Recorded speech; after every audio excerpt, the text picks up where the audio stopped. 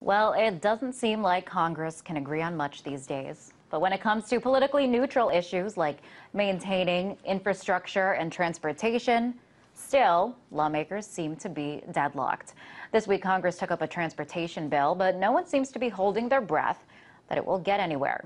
Meanwhile, America's infrastructure is crumbling, plenty of roads and bridges in desperate need of repair. There's a couple of examples: the Hudson River Tunnel, the Beverly Hills subway extension, bridges, a big problem here. 12.3% of Washington, D.C.'s bridges are structurally deficient. In Maryland, it's 6.9%. Over 9% in Virginia are bridges that are structurally deficient, a national average of 11%. So why can't Congress build a bridge and get over it? To talk more about this is Wilmer J. political science professor at Howard University. Hi, Wilmer. So these are bipartisan issues, but still no consensus. Why not? Well, I think there are a number of reasons. One, of course, is this ideological debate that we find ourselves locked in. You have libertarians and you have conservatives who have taken this "we're not going to support any deficit spending" approach to this, to solving problems. They want the least amount of government as possible.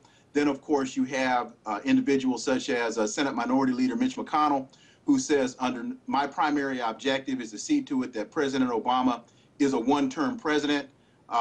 So you have this, they are doing everything in their power to see to it that President Obama doesn't win re-election, even if it means not operating in the best interest of the American people. So it sounds, Wilmer, like you think that what's driving Congress today is politics. Their decisions are politically motivated.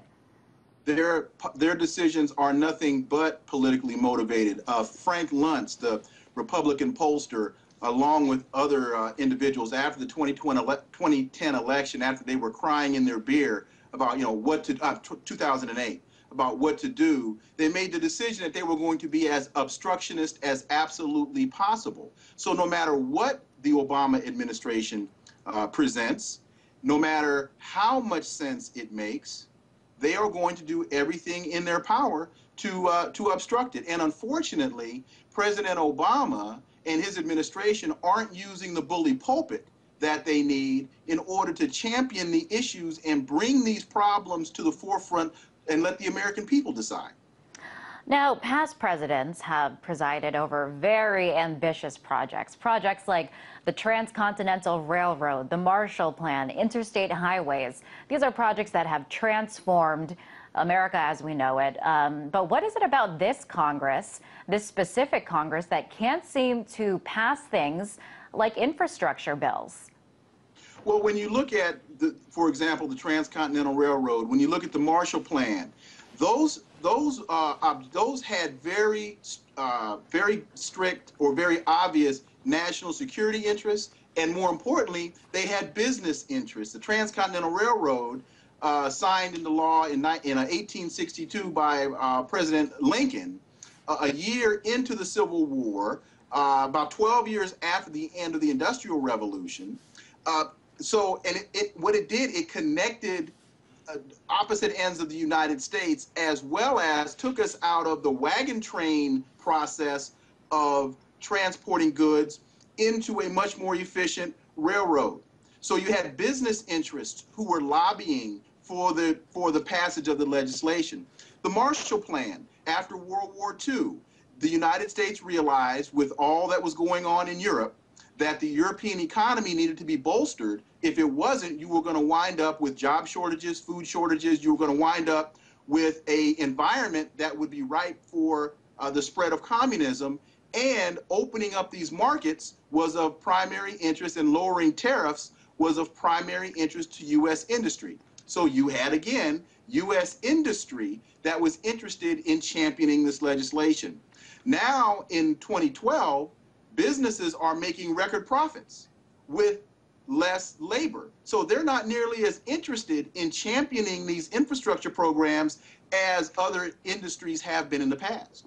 So you're saying that businesses these days are not finding it in their interest to push for legislation to get things like transportation and infrastructure bills passed?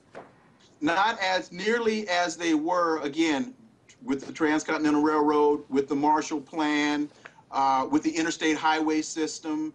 All of these types of projects fueled industry. Industry saw the upside. They saw profit. Now that you have American industry with more cash on hand than ever before in recorded history, they're not nearly as motivated to lobby for the types of legislation and programs that we actually need in this time for government to invest in to bring, see, because we have 8.2% unemployment, but interestingly enough, you have record industry profit. So industry isn't looking for the labor because they're making more with less. So they're not as interested in the labor unemployment issue as they would have been in years past. Okay, so you're saying that it's not really in the business's interest, but isn't it in the interest of our country, of citizens that live here, to have roads that are safe and to have bridges that are safe to travel on? Yes, it is definitely in the interest of the American people to have those things fixed. Unfortunately, people on the conservative side are looking more in terms of their racist interests instead of their economic interests and what actually works out for the best interests of the country. So they would prefer to see a President Obama crash and burn than crash and burn falling off of a decrepit bridge. That seems to be where their interests truly lie.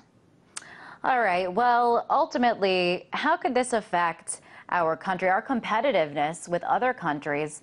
You know, China, for example, is investing heavily in their infrastructure, and we're seeing all the, their transportation rapidly improving. How is it going to affect our, where we stand in comparison to these countries that are investing in infrastructure? Well, it's going to have a dramatic impact going forward, but with American industry exporting jobs, with the advent of the multinational corporation, and with fewer and fewer products being manufactured in the United States, American industry has less interest in those things because cars are being assembled in Mexico.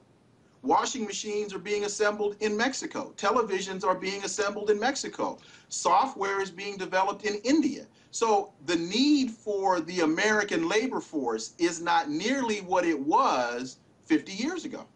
All right, well, we're seeing what the effects of that are. Wilmer, thank you very much for coming on the show. That was Wilmer J. Yes. Leon, political science professor at Howard University.